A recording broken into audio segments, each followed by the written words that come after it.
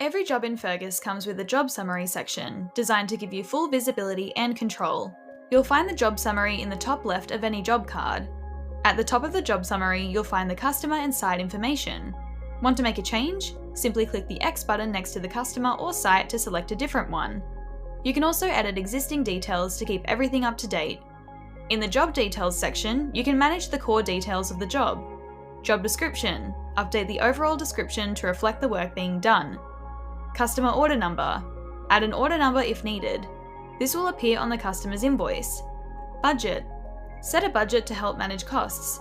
Fergus will alert you in the financial summary when the job goes over budget, and display the budget in the overview section of the financial summary as well. Payment Terms – adjust the payment terms for the specific job. Groups – assign this job to a specific group for better organisation. Pricing Tier – view the customer's pricing tier. To learn more about how tiered pricing works, check out our help article. In the Job Phases section, you'll see a list of all the job phases on this particular job, including status, title and description, total cost and sell price so far, and the creation date.